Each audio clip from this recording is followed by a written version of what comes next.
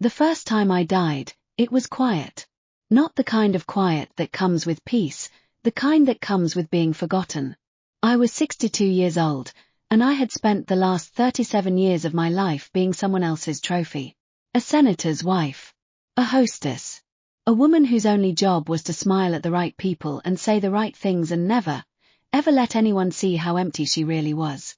I died in a hospital bed in Washington, D.C., surrounded by flowers I hadn't asked for and visitors I didn't really know. My husband, Grant, the man I'd married all those years ago, sat by my bedside, holding my hand. His eyes were red-rimmed, but I knew the tears weren't really for me.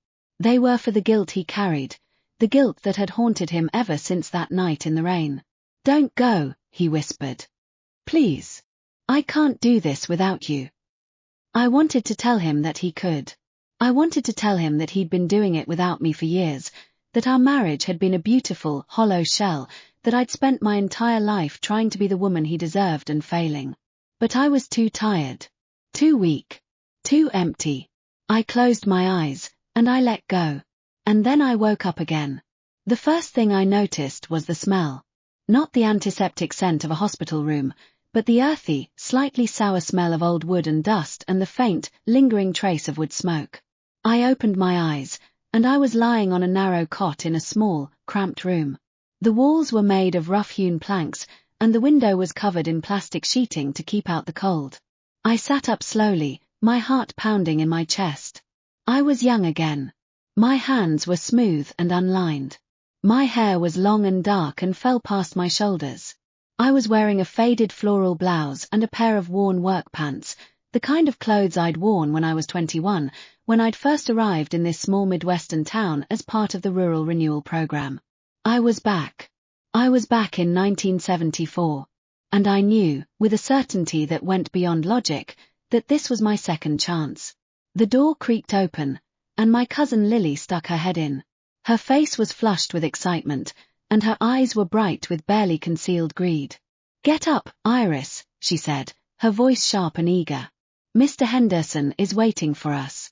He's got the assignments." I stared at her for a moment.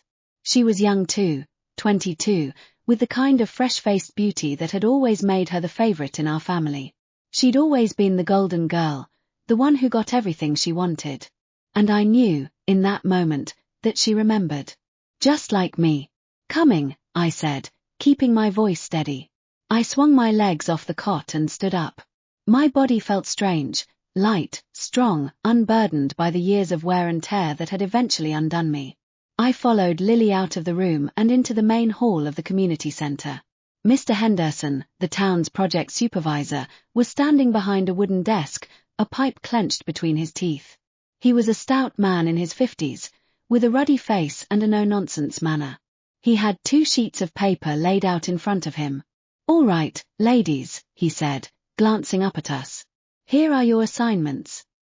Lily practically vibrated with anticipation. I could feel her eyes boring into the papers, trying to read them before he said the words. "The first position is at the community school," Mr. Henderson said. "Teaching elementary students. Light work, good hours, decent pay. You'll be indoors, warm and dry. The second is at the farm, livestock. Hard work, long hours, and you'll be working with Grant on a daily basis." He paused, letting the words sink in. "I need one of you for each." Lily stepped forward before I could even open my mouth. "I'll take the farm," she said, her voice ringing with false conviction. "I believe in doing the hardest work, the work that builds character. I don't want the easy job." Mr. Henderson raised an eyebrow. "You sure about that? The farm's no picnic. And Grant, well, let's just say he's not the friendliest person you'll ever meet. Most people steer clear of him." Lily shook her head vigorously. "I'm not afraid of hard work. And I'm not afraid of Grant. Everyone deserves a chance, don't they?" Her eyes flickered toward me for just a moment of triumph, of petty victory. She thought she was winning. She thought she was stealing my future. I didn't say a word. I just smiled. "All right," Mr. Henderson said, shrugging. "If that's what you want. Lily to the farm, Iris to the school." Settled. I walked out of the community center into the crisp autumn air. The sun was shining, and the leaves on the trees were just beginning to turn. The town was small, a few hundred people, a main street with a general store and a diner, miles and miles of farmland stretching out in every direction. It was the kind of place that felt like the end of the world, especially to a city girl like me. But I knew better now. I knew the secrets this town held. Lily caught up to me as I was walking toward the school. She was practically glowing with smug satisfaction. "I can't believe you just let me take it," she said, falling into step beside me. "You didn't even fight for it." "There's nothing to fight for," I said calmly. "You wanted it." "I didn't." "Liar." She laughed, a sharp, brittle sound. "I know what you're thinking. I know you're angry. You think I stole something from you." "I don't think that at all." "Then you're even stupider than I thought." She leaned in closer, her voice dropping to a conspiratorial whisper. "I know about Grant. I know who he really is. And I'm not going to let you have him." I stopped walking and turned to look at her. "You think I want him?" I asked, genuinely curious. "I know you want him," she said. "You've always wanted what I had. But not this time. This time, I'm going to get everything I deserve. Everything." She tossed her head and walked away, leaving me standing in the middle of the road. I watched her go, and I felt something shift inside me. Not anger. Not resentment. Just a profound, bone-deep weariness. She had no idea what she was getting into. She thought she was stealing a golden ticket. She thought she was snatching my future out from under me. She had no idea that my future had never been about Grant. The school was a small, two-room building at the edge of town. It had been built decades ago, and it showed. The paint was peeling, the windows were drafty, and the roof leaked in more places than I could count. But it was mine. I walked through the empty classrooms, running my fingers over the worn desks and the cracked blackboards. The silence was peaceful in a way I hadn't expected. For the first time in years, I felt like I could breathe. I found the janitor's closet and gathered up the cleaning supplies. I started scrubbing the floors, scrubbing the windows, scrubbing the years of neglect away. It was hard work, but it was honest work. It was mine. I was halfway through cleaning the second classroom when I found it. A book. Tucked away in the bottom drawer of the teacher's desk, hidden beneath a stack of old lesson plans. I pulled it out and read the cover, and my blood ran cold. It was one of the books that had gotten the previous teacher fired, a book that had been labeled as subversive, dangerous, un-American. A book that, if found in the wrong hands, could destroy someone's life. And it was in my desk. I knew, instinctively, that Lily had put it there. She'd done it in my previous life too, but I hadn't known until it was too late. I'd been fired, investigated, blacklisted. My life had fallen apart while she climbed higher and higher on the back of my misfortune. But this time, I was ready. I didn't panic. I didn't scream or cry or run to the authorities. I just took the book, walked out to the back of the school, and burned it in an old oil drum. I watched the pages curl and blacken, watched the ashes float up into the cold autumn sky, and I felt a weight lift off my chest. That was the first lesson I learned in my second life. Never leave your enemies a weapon. The next few days passed in a blur of work. I threw myself into the school with a kind of manic energy. I painted the walls, patched the roof, organized the supplies. I wrote lesson plans and made charts and arranged the desks in neat, orderly rows. By the end of the first week, the place looked almost habitable. The children came to me slowly at first, curious, hesitant, unsure what to make of the new teacher. But they warmed up quickly. They were good kids, hungry for knowledge, eager to learn. I loved them in a way I hadn't expected, a way that surprised me. I didn't think about Grant. I didn't think about the farm. I didn't think about Lily or the future or the life I'd left behind.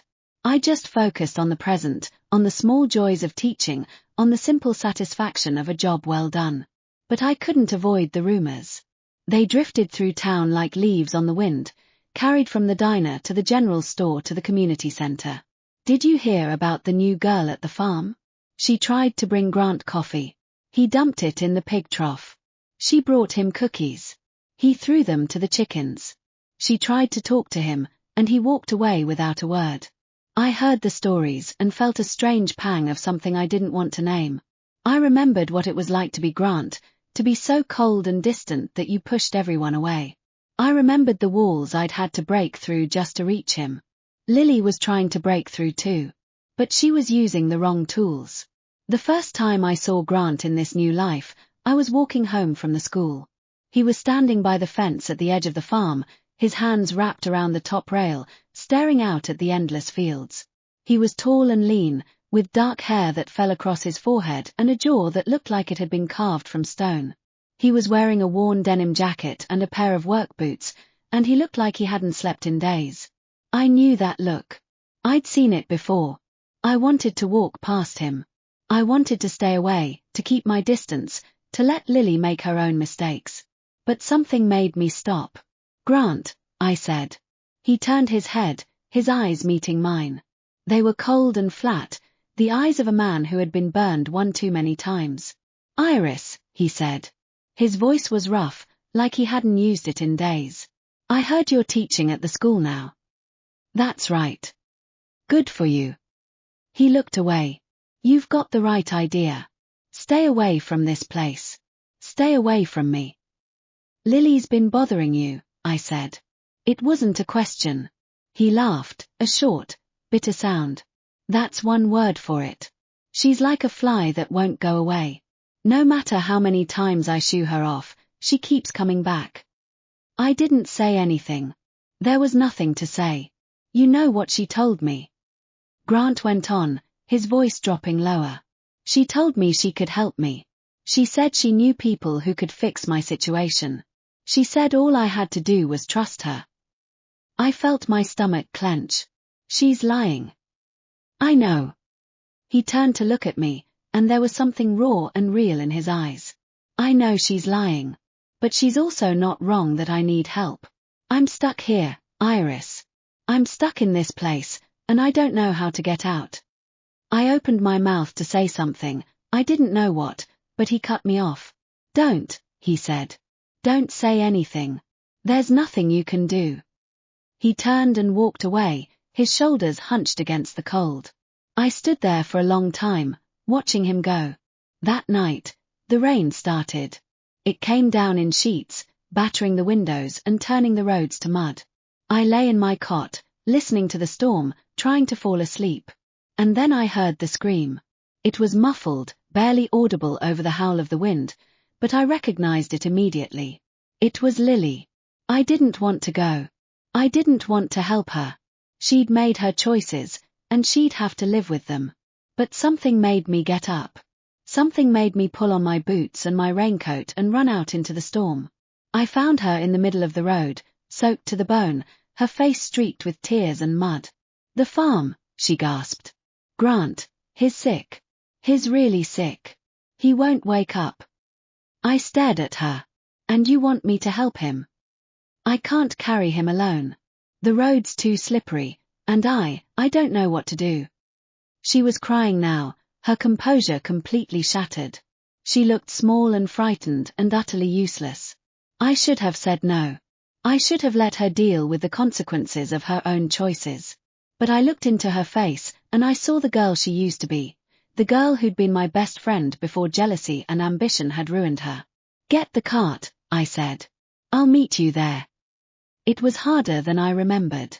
The rain was relentless, and the cart was heavy, and Grant was a dead weight in the back. Lily whined and complained and made everything worse. She was more of a hindrance than a help.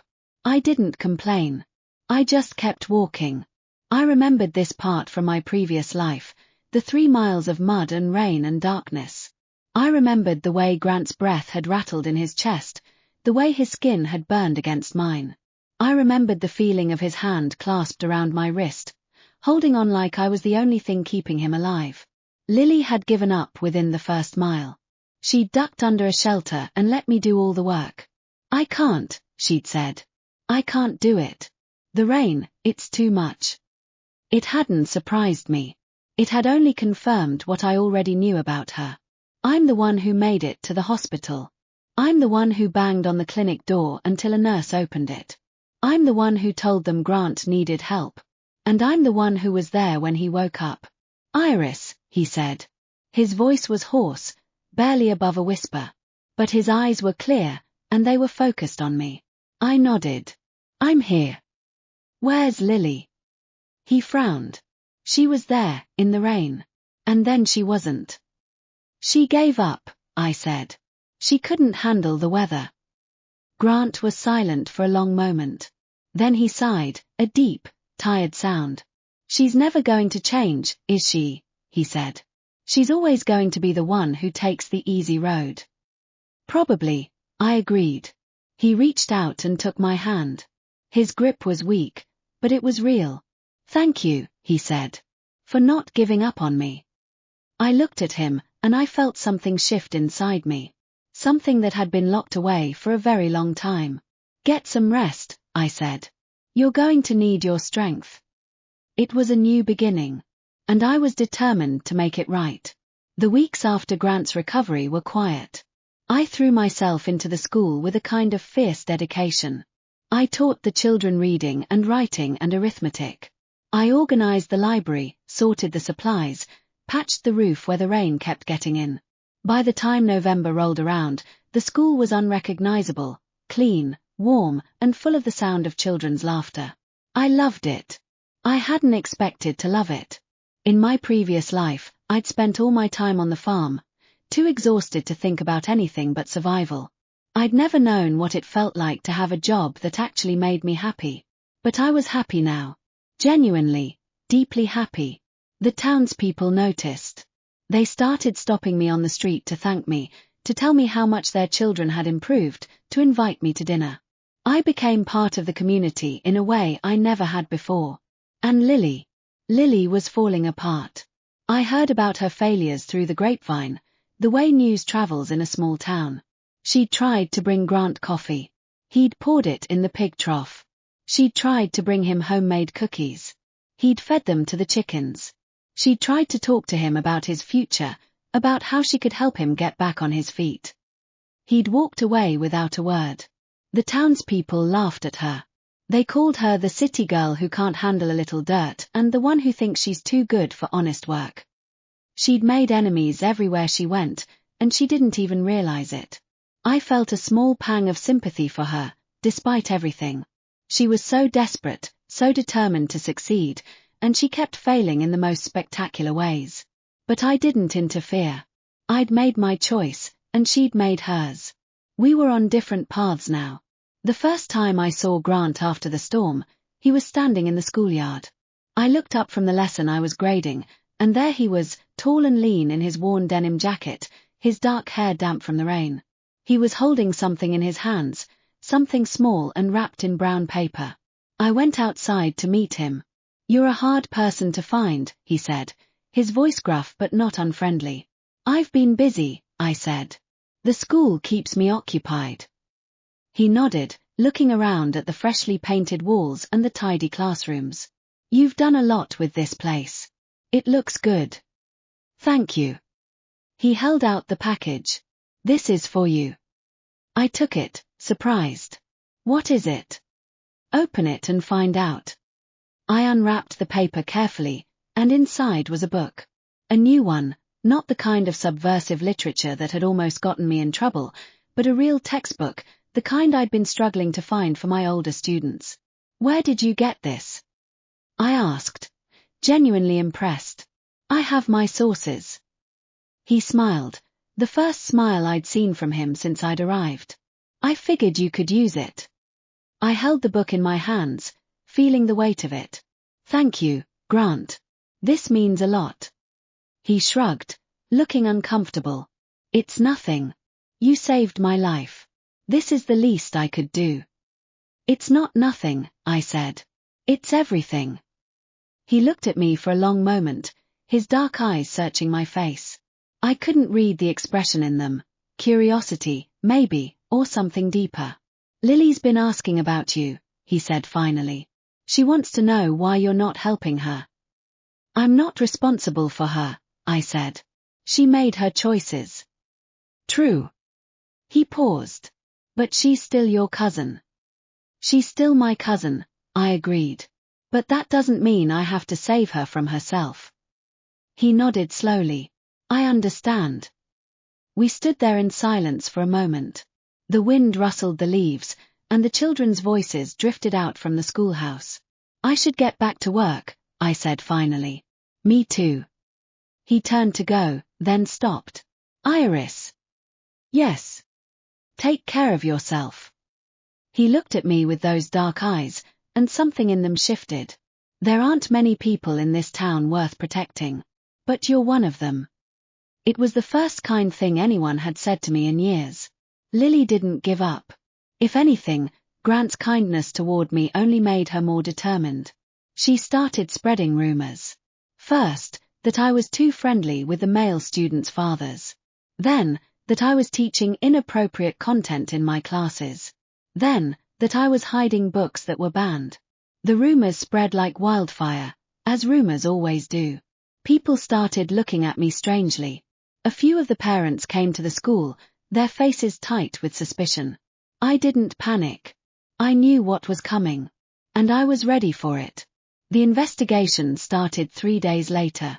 A woman named Ms. Walsh arrived in town, a stern-faced woman in a sensible skirt and jacket, her hair pulled back in a tight bun.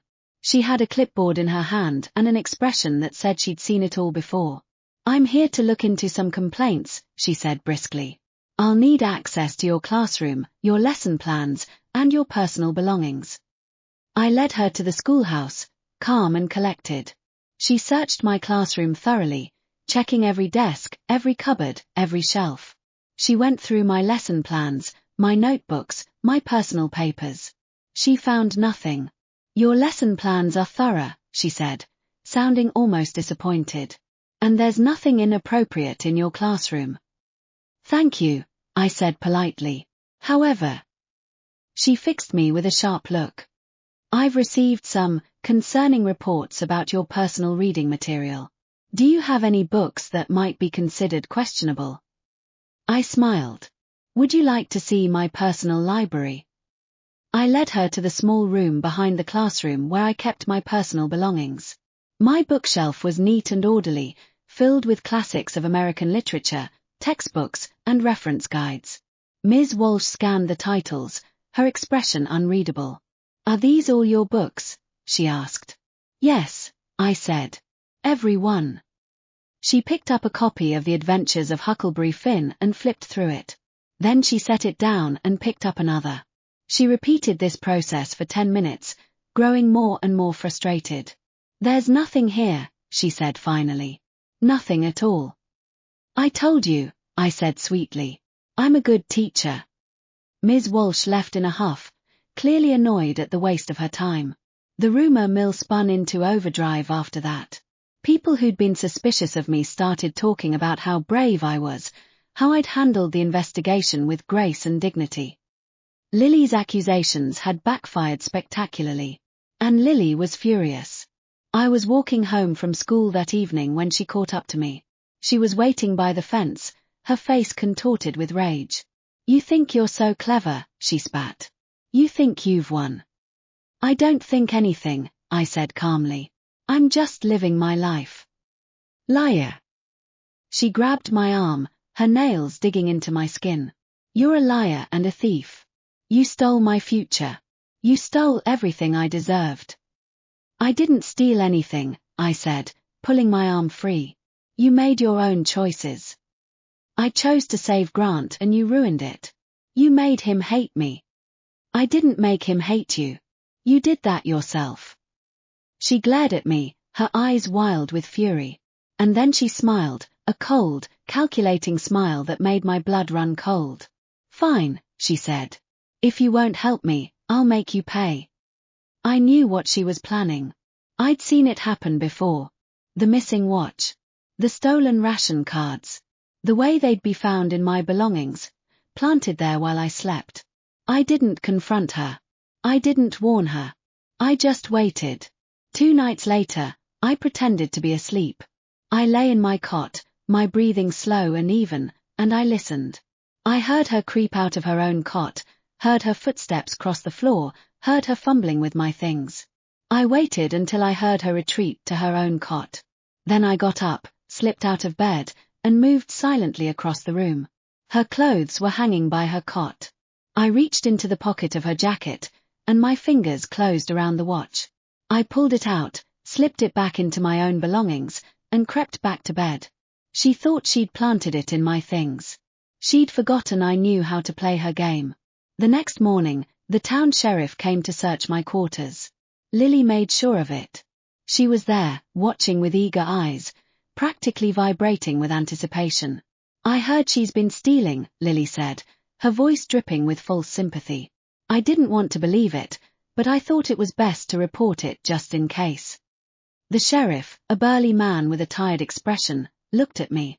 "I'm going to have to look around, Miss Standard Procedure." "Of course," I said, perfectly calm. He searched my cot. He searched my belongings. He searched my clothes. He found nothing. Lily's face went white. "That's impossible," she said. "I saw her." "Saw me what?" I asked, innocent curiosity on my face. She opened her mouth, but nothing came out. She just admitted to watching me, to expecting to find something, and it was too late to take it back. The sheriff turned to her, his expression hardening. "You want to explain yourself?" he asked. Lily sputtered. I don't know, she must have hidden it." "Hidden what?" I asked gently. "There's nothing here." The sheriff's eyes narrowed. "Miss, I think you need to come with me." Lily screamed. She fought. She cried. But it didn't matter. The evidence was clear. She'd tried to frame me. And she'd failed. I stood at the window and watched them drag her away, and I felt nothing but a cold, calm peace. The sun was setting over the fields, painting the sky in shades of gold and amber. I walked back to the schoolhouse, my footsteps light on the dusty road. I thought about Lily, about the choices she'd made and the path she'd chosen. I thought about Grant, about the cold armor he wore to protect himself. I thought about the life I'd left behind and the life I was building now. I didn't know what the future would bring. But I knew one thing for certain. I was finally free. Lily was released after 3 days. She came back to the community housing looking thinner, paler, and meaner than before. Her eyes had a hard, bitter edge to them that I recognized from my previous life, the look of someone who'd been humiliated and was desperate to reclaim their pride. She didn't speak to me. She didn't look at me. She just gathered her things and retreated to her corner of the room, her back to the wall, her silence louder than any accusation. I didn't try to comfort her. I didn't apologize. There was nothing to apologize for. The others in the community housing gave her a wide berth. They'd heard about what she'd tried to do. They knew she was dangerous, and they didn't want to get caught in the crossfire. For a few weeks, she stayed quiet. I almost believed she'd given up. I was wrong. The second investigation started on a Tuesday morning. I was in the middle of a lesson when I looked up and saw a group of people approaching the schoolhouse. Ms. Walsh was in the lead, flanked by Mr. Henderson and 2 other men in dark suits. I felt my stomach drop, but I kept my face calm. "Class dismissed," I said to my students. "Go home. I'll see you tomorrow."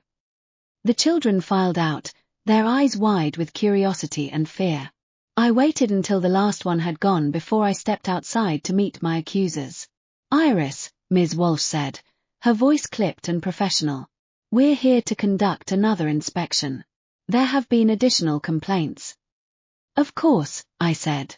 "Please come in." I led them into the schoolhouse, my heart pounding in my chest. I knew this was Lily's work. I'd seen her slipping notes into the postbox, making furtive phone calls from the public phone in the community center. She'd been building her case against me piece by piece. But I was ready. I'd been ready since the moment I'd burned that first book. The investigators searched every corner of the schoolhouse. They went through my lesson plans, my notebooks, my personal effects. They found nothing. "There's nothing here," Ms. Walsh said finally, frustration creeping into her voice. "No banned material. No suspicious behavior. Everything is completely above board." Did you honestly expect to find anything? I asked. I'm a good teacher. I care about my students. I would never jeopardize their education or my position. Ms. Walsh pursed her lips. The complaints were very specific. The complaints, I said, were the work of someone who has a personal vendetta against me. Someone who has repeatedly tried to damage my reputation. I let the implication hang in the air. Ms. Walsh's eyes narrowed. You're saying this is personal?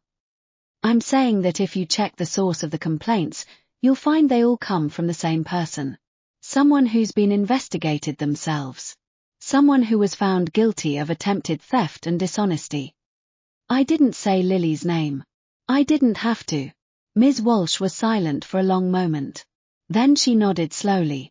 I'll look into it, she said. In the meantime, I'd advise you to be careful.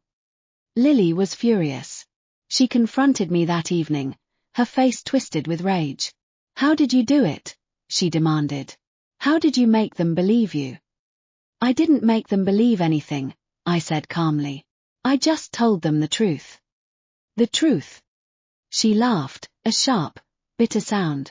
You don't know the truth. You've never known the truth. I know enough. She stepped closer, her voice dropping to a hiss. You think you've won, don't you? You think you're better than me. But you're not. You're just luckier. And luck runs out. Maybe, I said. But I'd rather be lucky than bitter. She flinched as if I'd slapped her. Then she turned and walked away, her shoulders rigid with fury. I watched her go, and I felt a strange mix of pity and contempt. She was so consumed by jealousy, so desperate to tear me down, that she couldn't see the path she was walking. She was destroying herself, and she couldn't even see it. The weeks that followed were quiet. Winter settled over the town, bringing snow and cold and the kind of stillness that settles over small communities when the weather turns. I spent most of my time at the schoolhouse, teaching my students and preparing for the next term. The children were doing well. Their parents were grateful. I was building a reputation, slowly but surely, as someone who cared deeply about education. I didn't think about Grant. Not much, anyway. I heard rumors about him, that he'd been spending more time alone, that he'd stopped eating at the community dining hall, that he seemed to be waiting for something.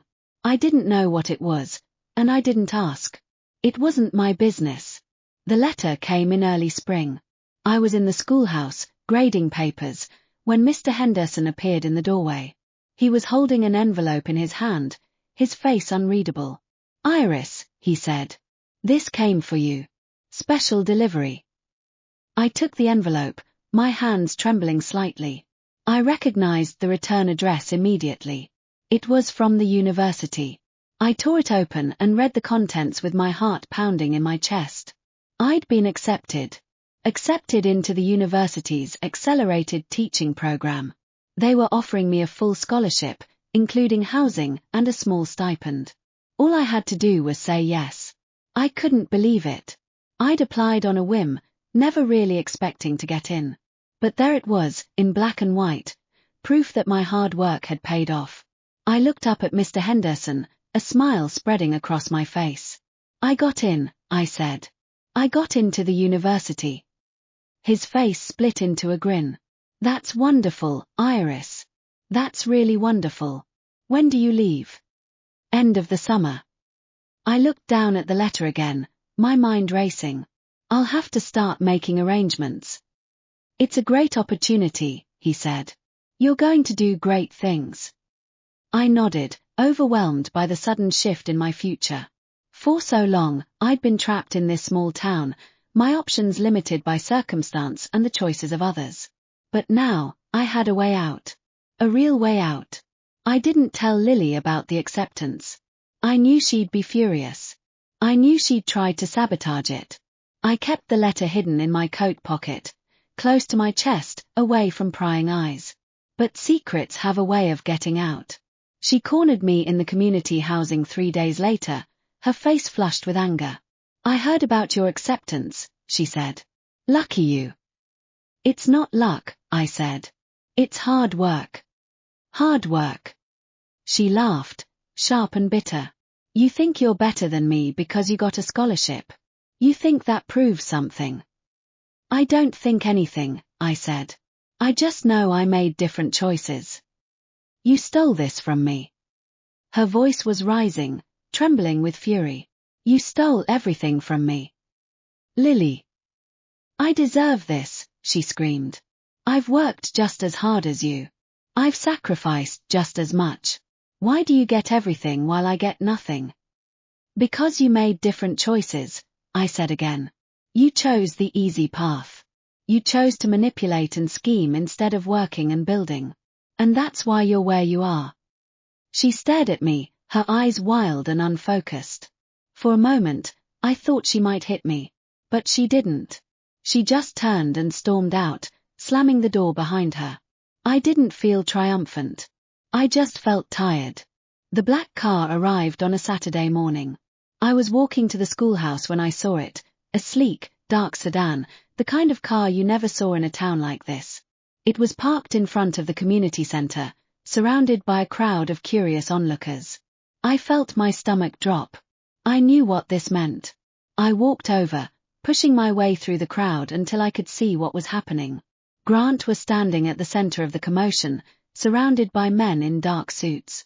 He looked different, taller, straighter, more confident. The weight that had been crushing him for so long seemed to have lifted. One of the men was speaking to him, his voice respectful. Your father has been cleared completely, sir. All charges dropped. He's been reinstated. He sent us to bring you home. Grant listened impassively, his face unreadable. Then he turned and scanned the crowd, his eyes searching for something. When they found me, he smiled, a small, almost uncertain smile. He walked over to where I was standing. Iris, he said. Grant.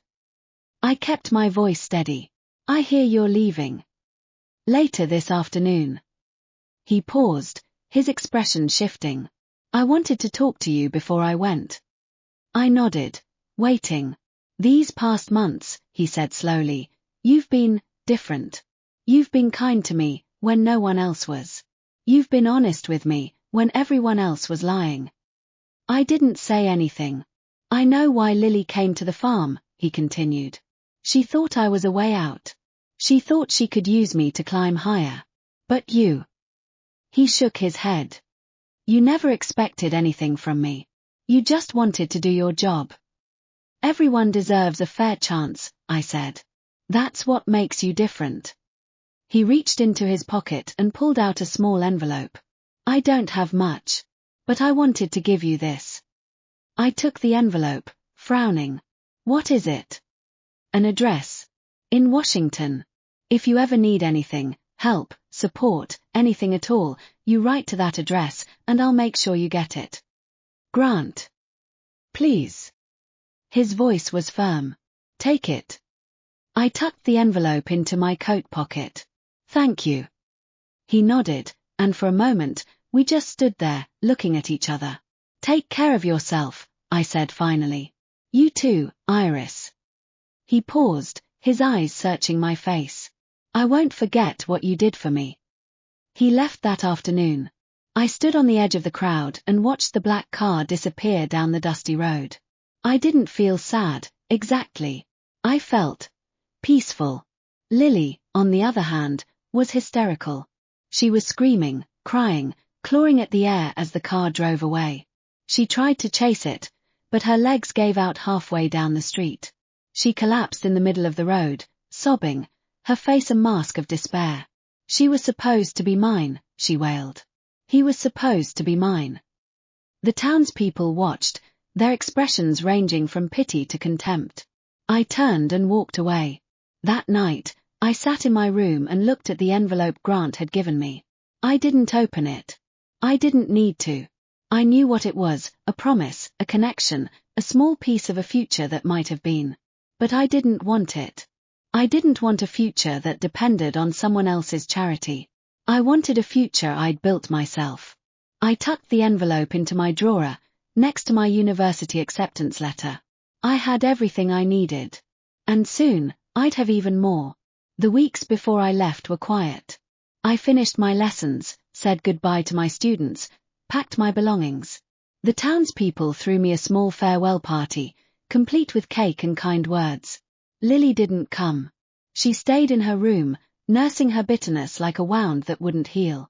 I didn't feel sorry for her. I didn't feel anything at all. The bus left at dawn. I sat by the window, watching the small town disappear in the rearview mirror. The fields, the schoolhouse, the community center, all of it faded into the distance. I was leaving. I was finally, truly leaving. The university was everything I'd dreamed it would be. It was a sprawling campus of red brick buildings and green lawns, filled with students my age who were hungry for knowledge and eager to change the world. The library was enormous, the classrooms were modern, and the professors were brilliant. I felt like I'd stepped into a different world. A world where my past didn't define me. A world where I could be whoever I wanted to be. I threw myself into my studies with the same fierce dedication I'd brought to the schoolhouse. I stayed up late reading, wrote papers that impressed my professors, joined study groups and discussion circles. I made friends, real friends, people who liked me for who I was, not for what I could do for them. It was the first time in my life I'd ever felt truly free. I met Nathan in my second semester. He was in my literature seminar, a tall, quiet man with warm brown eyes and a gentle smile. He was studying history, planning to become a teacher, and he had a way of listening that made you feel like you were the only person in the room. We started sitting next to each other in class. Then we started studying together. Then we started having coffee together. He was kind. Genuinely kind, in a way that reminded me of Grant, but without the walls. Without the armor. "Where are you from?" he asked one evening, as we sat in the campus cafe. "Small town," I said. "Out in the middle of nowhere." "You?" "Same." He smiled. "Different nowhere, I think. But the same feeling." I knew what he meant. The feeling of being trapped. The feeling of wanting more. The feeling of finally breaking free. We understood each other in a way that was rare and precious. The letters from Grant came irregularly. He wrote about Washington, about the work he was doing, about his father's recovery. He wrote about the things he remembered from our time in the small town, the schoolhouse, the fields, the quiet conversations we'd had. He never mentioned Lily. He never mentioned the past. I wrote back, short and careful. I told him about my classes, my friends, my plans for the future. I didn't tell him about Nathan. I didn't know why. Maybe I wasn't ready to let go of that connection. Maybe I wasn't ready to admit that I'd moved on. I heard about Lily through the grapevine. She'd stayed in the town after I left. She'd tried to get a new job, but no one would hire her. Her reputation had preceded her. She'd tried to find a husband, but the only man who would have her was a drunk named Les, a man with a violent temper and a long history of failed relationships. She married him anyway. I didn't know why. Maybe she thought it was her only chance. Maybe she thought she could change him. Maybe she just wanted to feel like she'd won something. Whatever the reason, she married Les, and she moved into his rundown house at the edge of town. I felt a pang of something when I heard the news. Not pity, exactly. Not sadness. Just recognition. I'd seen where that path led, and I knew she wouldn't find happiness there. The summer after my second year, I got a letter from Grant. It was different from his usual letters, more personal, more urgent. He wrote about his father's health, about the pressure of his new life, about the feeling of being lost in a world that expected so much from him. "I think about you sometimes," he wrote. "About the way you always knew exactly what to say. The way you never asked for anything. The way you made me feel like I could be myself." I read the letter 3 times, then set it aside. I didn't know how to respond. I didn't know if I wanted to respond. Nathan noticed the change. "You've been quiet lately," he said, as we walked across the campus green. "Is something wrong?" "No," I said. "Just thinking." "About what?" I hesitated. I'd never told him about Grant. I'd never told him about the small town, about Lily, about the life I'd left behind. "About the past," I said finally. "About the person I used to be." He was silent for a moment, waiting. Before I came here, I continued, I was different. I was quieter. I never spoke up for myself. I let people walk all over me. Not anymore, he said. No, I agreed. Not anymore. He reached over and took my hand. His fingers were warm and steady against mine. Whoever you used to be, he said, I'm glad you're the person you are now. I squeezed his hand and didn't let go. I wrote back to Grant that night. I told him about Nathan. I told him about the life I was building, the person I was becoming. I told him that I was grateful for everything he'd given me, but that I was ready to move on. He wrote back a week later. I'm happy for you, he wrote. I always knew you'd find your way. That was the last letter I ever got from him. The news about Lily came in the spring of my final year. She'd been found dead in her home. The official cause was suicide. She'd taken a bottle of pills and lain down in the bed she'd shared with Les, a bed that had never been a home. The letter came from Mr. Henderson, the project supervisor. He wrote that Lily had been suffering from depression for years, that Les had been cruel to her, that she'd lost all hope. I read the letter in silence, my hands trembling slightly. I didn't cry. I didn't feel sad. I just felt empty. She'd been so desperate to win, so determined to have everything she thought she deserved. And in the end, she'd lost everything. I folded the letter and put it away. I didn't go to the funeral. I didn't feel like I owed her that. Nathan found me sitting on the campus steps, staring out at the sky. Are you okay? He asked, sitting down beside me. Someone I knew died, I said. Someone who was part of my past. He was silent for a moment. Then he said, do you want to talk about it? I shook my head. There's nothing to say. She made her choices, and she lived with them. And now she's gone. And now she's gone. I paused. I don't know how to feel about that. He took my hand, his fingers warm and steady against mine. You don't have to know, he said. You just have to keep going. I nodded, and I let myself lean into him. He was right. I didn't have to know. I just had to keep going. The years that followed were quiet. I graduated with honors. I got a job at a high school in the city, teaching literature to students who reminded me of the children I'd taught in that small town. I married Nathan in a small ceremony, surrounded by friends who'd become family. I didn't think about Grant. Not often, anyway. I thought about Lily sometimes, about the choices she'd made, the path she'd chosen. I didn't feel sorry for her. I felt sorry for the person she could have been, if she'd made different choices. But I didn't dwell on it. I had a life to live, a life I'd built with my own hands. One evening, I was going through old boxes in the basement when I found it. The envelope Grant had given me, the one with the address in Washington. I'd never used it. I'd never even opened it. I held it in my hands, feeling the weight of it. I could have used it. I could have reached out to him, asked for his help, taken advantage of his connection. I could have become someone else entirely. But I hadn't. I'd chosen my own path. And I didn't regret it. I burned the envelope that night, watching the flames consume the paper and the ink. The address disappeared into ash, and with it, the last remnant of a life that could have been. I didn't feel sad. I felt free. 20 years passed. 20 years of teaching, of learning, of growing. 20 years of building a life that was entirely my own. I became a professor at the same university where I'd studied, literature, my first love. I published books that were read and discussed. I stood in front of lecture halls filled with young faces, and I taught them about words and stories and the power of language. It was everything I'd ever wanted. And it was more than I'd ever dared to hope for. Nathan and I built a life together. It wasn't a grand life, not in the way Lily had imagined her life would be.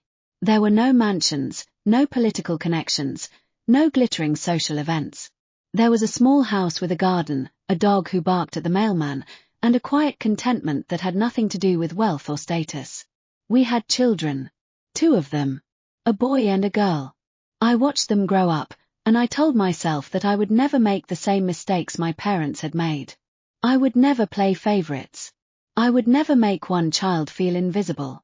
I think I succeeded. I hope I did. I thought about Lily sometimes. Not often, just occasionally, in quiet moments. I'd be grading papers or walking across campus, and something would remind me of her. A flash of blonde hair, a sharp laugh, the scent of a perfume she used to wear. She'd been dead for almost 15 years by then.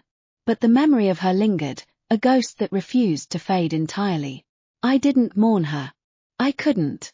There was too much between us, too many wounds that had never healed. But I pitied her, the girl she'd been before ambition had twisted her into something ugly. I heard about Les through the grapevine. He'd died a few years after Lily, alcohol poisoning, they said. No one mourned him. He'd been cruel to her, cruel to everyone, and the world was no worse off without him. I didn't feel anything about his death. It was just another name on a list of people who'd passed through my life and left nothing but regret. The letter came on a Tuesday. I was in my office, reading through student papers, when a graduate assistant knocked on the door. "Professor, this came for you. Special delivery." I took the envelope and looked at the return address. It was from the state capitol, from the office of the governor. I opened it carefully, my hand steady. Inside was a letter, typed on official letterhead. "Dear Professor Iris Mitchell, I am writing to inform you that you have been selected to receive the Governor's Award for Excellence in Education. This award is given annually to one educator in the state who has demonstrated outstanding commitment to teaching and community service. Your work at the university, your publications, and your dedication to your students have been noted by the selection committee. We would be honored to present you with this award at a ceremony in the state capitol on May 15th. I read the letter twice, then set it down. I felt a strange mixture of pride and disbelief. Me. Awarded for excellence. The girl who'd been forgotten, dismissed, told she wasn't good enough. And yet, here I was. A professor. A published author. A recipient of a statewide award. I smiled, and I let myself feel the joy of it. Nathan was the first person I told. He hugged me so tightly I couldn't breathe. "I'm so proud of you," he said. "You deserve this. You deserve all of it." "I don't know about that," I said. "I do." He pulled back, his eyes shining. "I've watched you work. I've seen how much you give.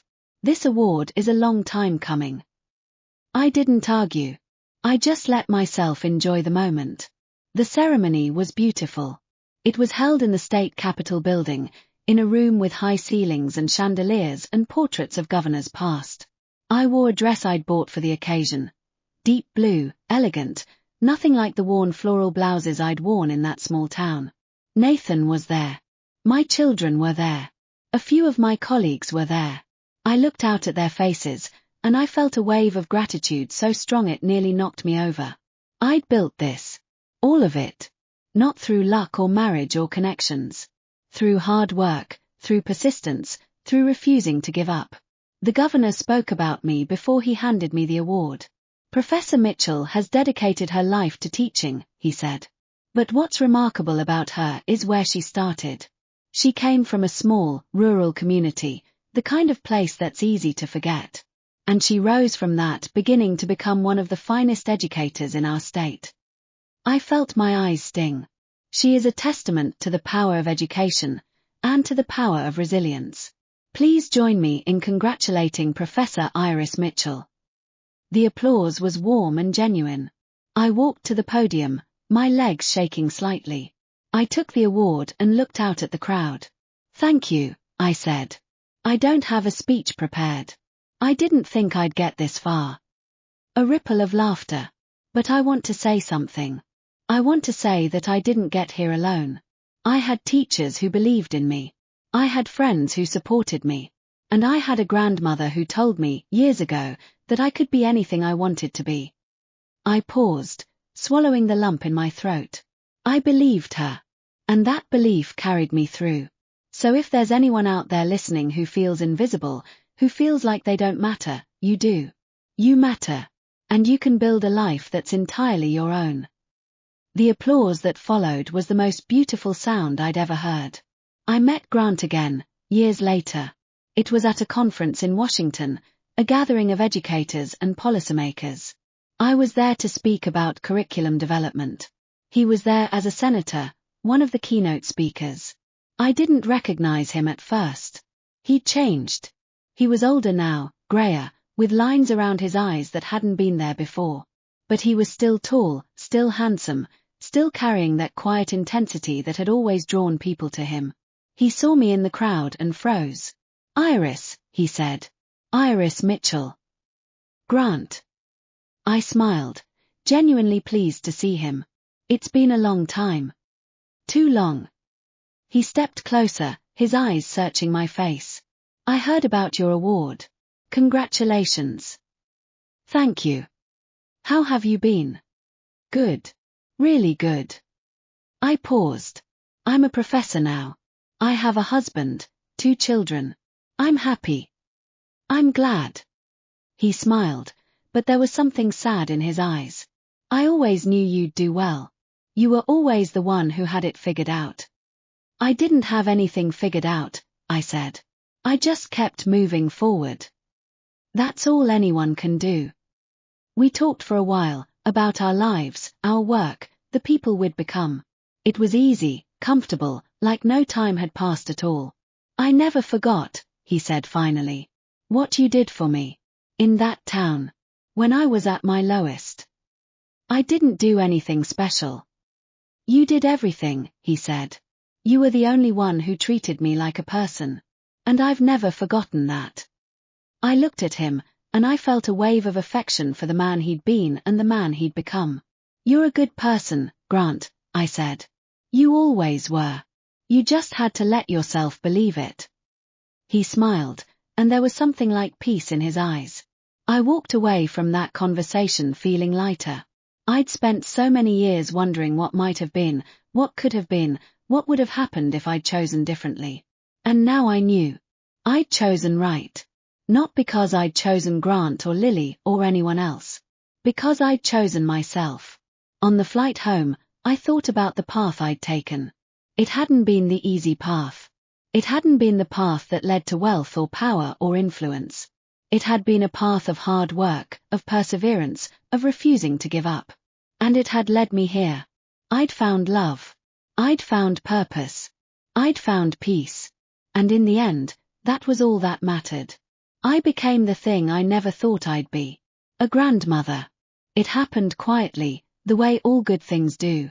My daughter called me on a Tuesday evening, her voice bright with excitement. "Mom, I have news." I knew before she said it, the way mothers always know. And when she told me I was going to be a grandmother, I sat down on the kitchen chair and cried. Not tears of sadness. No, those had dried up years ago. These were tears of joy. Tears of gratitude. Tears for the girl I used to be, who never thought she'd live long enough to see anything this beautiful. Nathan came into the kitchen, his face full of concern. "What happened?" "I'm going to be a grandmother," I said, laughing and crying at the same time. He hugged me, his arms warm and solid. "You're going to be the best grandmother in the world."